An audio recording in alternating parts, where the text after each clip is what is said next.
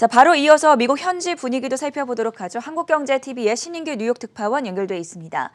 신 기자, 조금 전에 미국 증시 마감했습니다. 장 후반으로 가면서 좀 변동성이 커지면서 예측하기 어려운 장세가 펼쳐졌는데 오늘 흐름에서 가장 특징적인 부분들부터 짚어주시죠.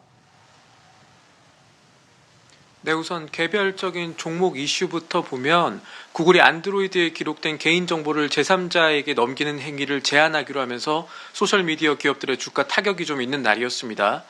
앞서 애플이 먼저 개인정보 보호 조치를 강화하면서 페이스북, 지금은 메타가 된 이런 소셜 기업의 실적에 직격탄을 날린 것을 투자자들이 이미 실적 발표 때 확인을 했었기 때문에 이번에 나온 이 구글 관련 이 개인정보 이슈가 똑같이 관련 기업에 미칠 부정적 영향이 적지 않은 것으로 보입니다.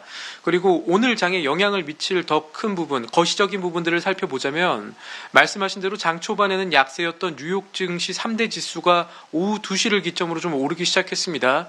FOMC 회의록 공개 이후에 상승세로 돌아서기 시작한 건데요. 우선 간단히만 짚으면 시장이 생각했던 것보다는 연준이 신중한 입장을 견지하고 있다는 해석이 나왔고, 그래서 통화정책에 민감한 2년물 국채 금리가 하락세를 보였고요. 10년물 국채 수익률도 상승세를 멈췄습니다.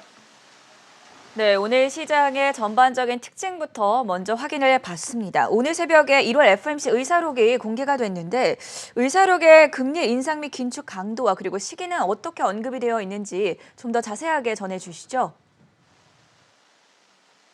네, 이번에 공개된 FOMC 1월 회의록의 원문을 좀 보면은 대차대조표 밸런스 시트에 대한 언급이 30여 차례 정도 있었습니다. 32번 정도 있었는데 내용을 들여다보면은 앞서 말씀드렸던 대로 시장의 생각보다는 연준이 통화정책 결정을 좀 신중하게 가져갈 것으로 해석이 가능한 부분들이 관측이 됩니다.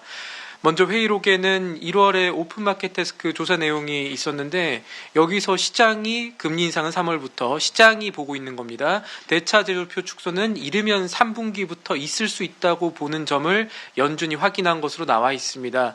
그리고 인플레이션에 대해서는 적어도 1월까지의 상황을 감안하면 기존의 그 개인 소비 지출 기준 2%로 설정한 물가 상승률 가이드라인을 바꾸려는 움직임은 없었습니다. 인플레이션이 조금 높아지더라도 그렇게 보고 있다는 얘기입니다. 그리고 연준 위원들이 보고 있는 기대 인플레이션 지수가 2014년 평균 수준으로 어느 정도 좀 평준화가 되고 있다는 점도 명시가 됐습니다. 이런 것들을 감안하면 지금 시점에서는 우선 대차대조표 규모를 줄이기 위한 원칙을 발표한 뒤에 위원회가 경제 변화상 등을 좀 지켜보면서 정책을 어떻게 가져갈지 결정하는 유연성을 가지는 게 중요하다, 이렇게 한 내용들이 눈에 띕니다. 뒤이어서 연준이 이번 회의, 그러니까 1월에 있었던 FOMC 회의에서도 양적 긴축에 대한 구체적인 내용은 결정하지 않고 다음 회의에서 관련 논의를 계속하기로 했다는 내용이 나왔습니다.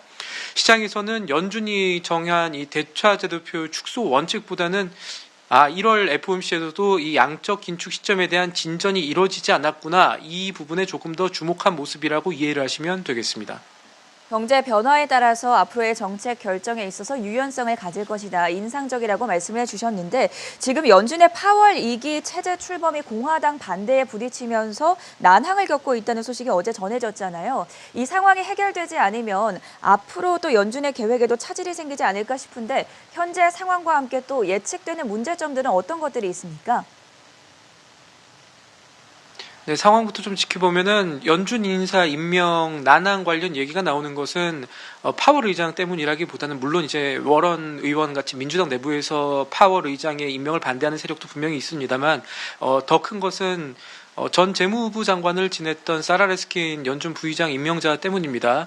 공화당 상원이 이 인물을 콕 집어서 임명을 반대하면서 전체 5명 연준 인사 인준을 모두 보이콧을 했죠. 두 가지 이슈가 있는데, 하나는 그동안의 이 기후변화 위기 대응을 강조했던 레스킨 부의장 지명자의 행보를 좀 보면 특히 석유나 가스기업 같은 곳들에 대해서 은행 대출 불이익이 있을 수 있지 않겠느냐, 이런 공격이 하나 있었고요. 또 하나는 레스킨 지명자가 재직을 했었던 핀테크 기업이 있는데 이곳이 레스킨의 인맥을 통한 특혜를 좀 받지 않았냐 이런 의혹이 제기가 된 겁니다. 다만 이 월가에서는 이번 보이콧이 연준의 기능이나 움직임을 크게 마비시킬 만한 일이라고 확대 해석하지는 않는 모습입니다.